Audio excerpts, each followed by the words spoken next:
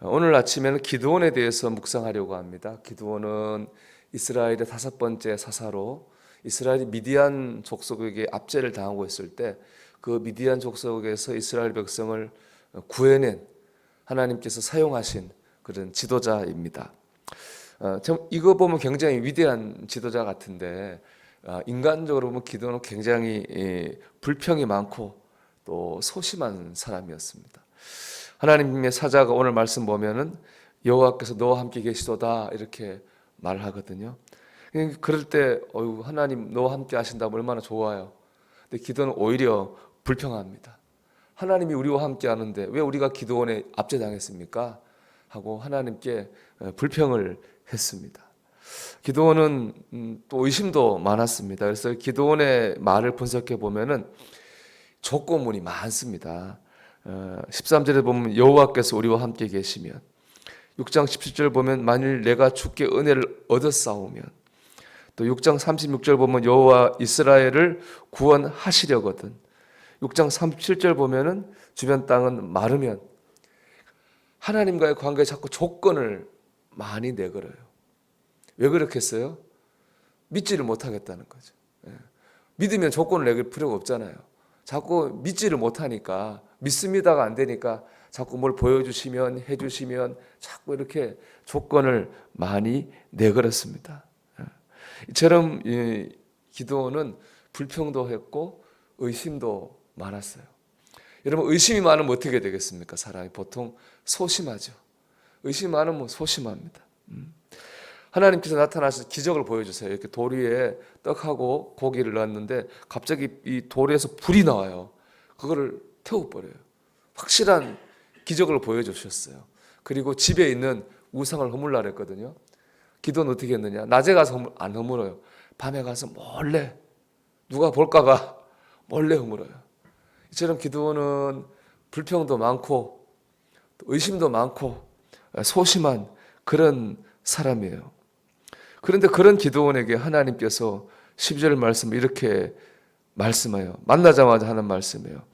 큰 용사여. 이게 하나님이 기도원한 말이에요. 큰 용사여. 여러분, 기도원은 큰 용사가 아니잖아요. 의심 많고 불평 많고 소심한 사람이에요. 근데 하나님께서는 기도원을 큰 용사라고 부르십니다. 여러분, 성경은 우리를 뭐라고 부릅니까? 우리를 성도라고 불러요. 영어로 세인트죠. 성인이라는 겁니다. 여러분, 우리가 성인입니까? 우리 성인이 아니잖아요. 의인도 아니죠. 하나님은 그럼에도 불구하고 우리를 성도라고 불러주십니다. 하나님은 자격 없는 우리를 용사로, 성도로, 하나님의 자녀로 불러주시고 그 이름에 합당한, 그 이름을 감당할 수 있는 힘을 주십니다. 결국 기드온이 미디안 군대를 이겼잖아요. 여러분, 우리가 오늘 나를 바라보지 말고 하나님을 바라보기를 바랍니다. 연약한 나를 바라보지 말고 우리를 큰 용사라고 불러주시고 그것을 감당할 힘 주시는 하나님을 바라보기를 바랍니다. 그래서 우리의 인간적인 모습으로 살지 말고 하나님이 불러주시는 용사, 성도, 자녀, 그 이름대로 살아가는 하루가 되기를 주의 이름으로 축원합니다. 다음으로 하나님께서 기드온을 어떻게 다루시는가에 대한 말씀인데요. 이처럼 기드온은 불만 많고 의심 많은 소심한 사람이에요. 근데 극적인 반전이 일어납니다. 이 기드온이 군대를 모아서 미디안 군대하고 일전을 벌려요.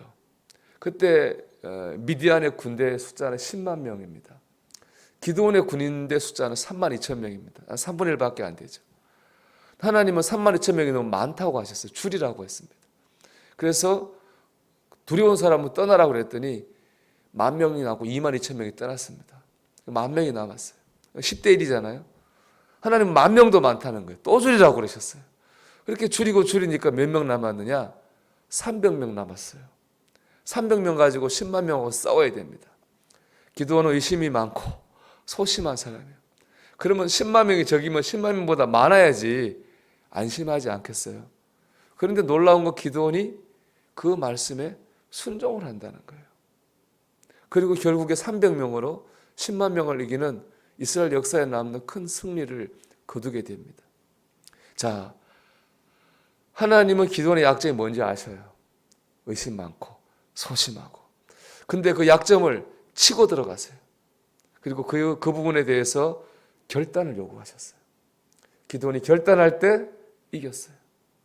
우리의 약점이 뭔지 하나님 아세요. 인간관계가 잘 안 되는 사람 있어요? 하나님 그런 사람에게는 오히려 사람에게 머리 숙이기를 요구하세요. 우리의 약점이 있잖아요. 하나님은 그 부분에서 우리가 결단하기를 요구하실 때가 있어요.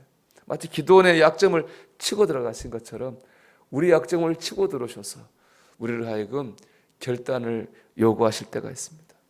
그때가 바로 간증이 만들어지는 때입니다.